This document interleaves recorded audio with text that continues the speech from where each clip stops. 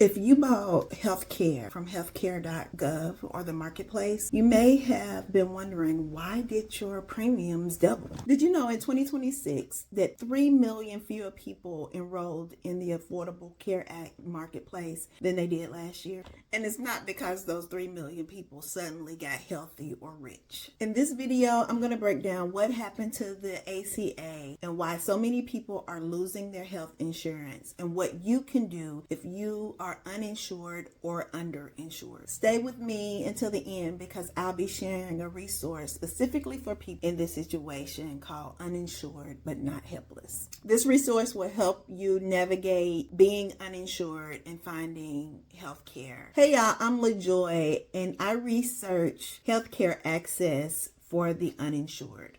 I create content to help people who have fallen through the cracks of the American healthcare system. I help you find practical options for care. If you are feeling anxious, overwhelmed, embarrassed, or alone because you have lost coverage, you are not alone. We're all in this together. I myself lost my health care when I lost my job over a year ago. Let's talk about what just happened with the ACA and enrollment.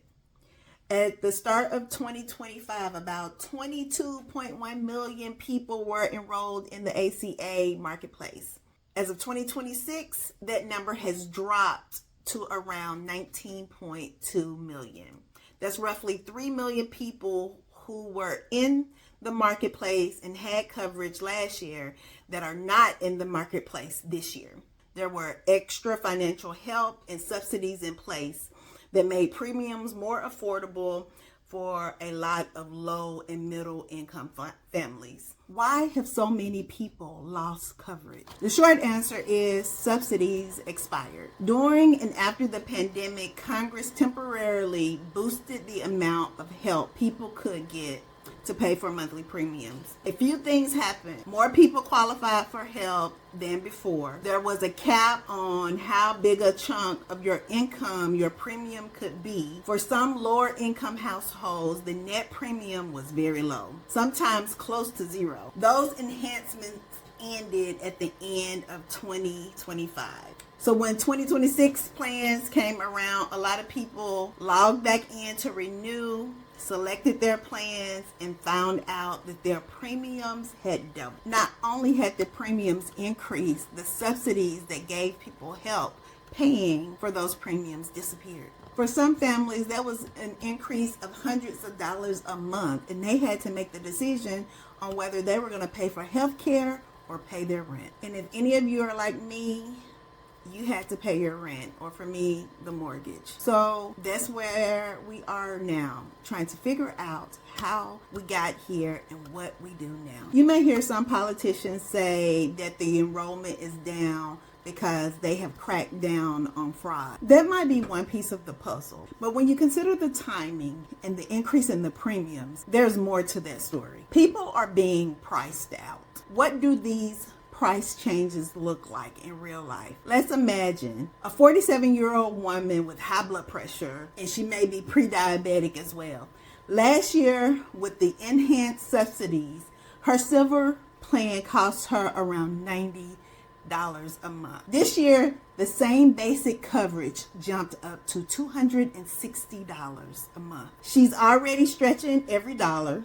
Grocery prices have went up, rent, car note, maybe she has children. $260 is not just another bill, it's a crisis. So she drops her health coverage.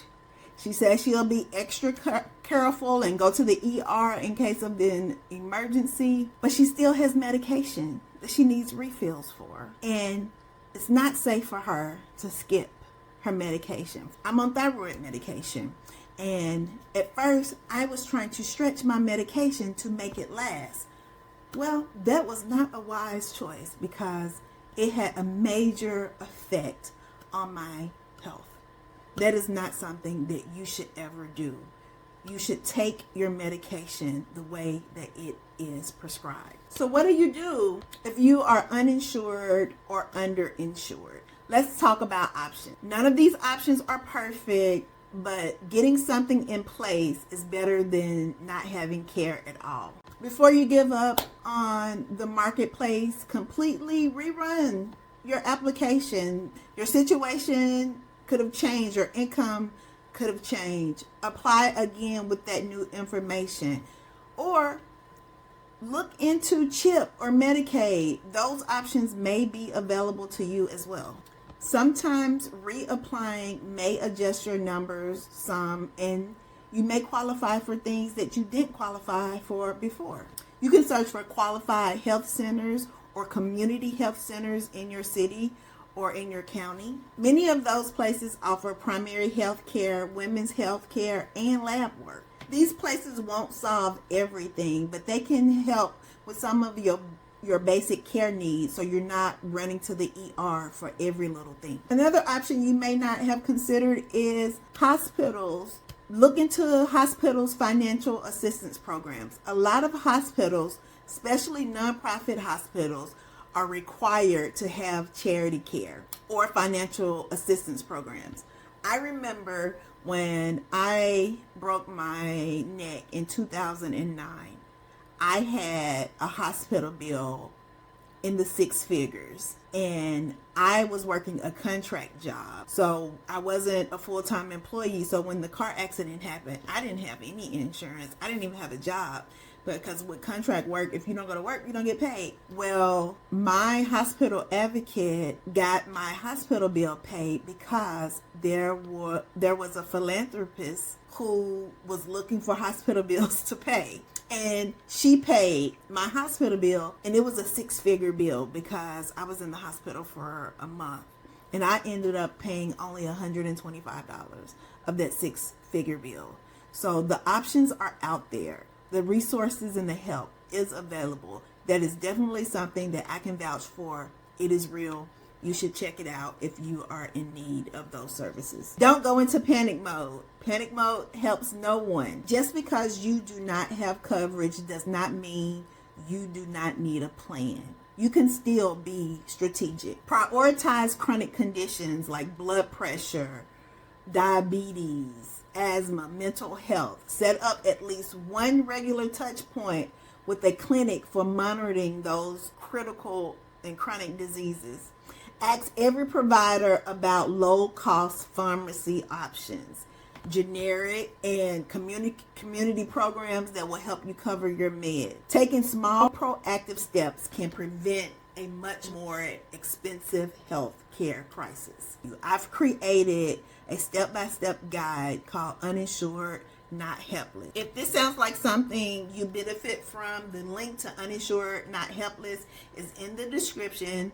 Check it out after this video. I know that this topic can feel heavy. Losing your health insurance or never having it in the first place can make you feel invisible. But you're not helpless, and you are not alone. If you found this video beneficial, please like, subscribe, share this with someone else that may be going through what we are going through. Subscribe if you like this type of content and you want to hear more about how to access coverage in this healthcare system with little to no money and without health care.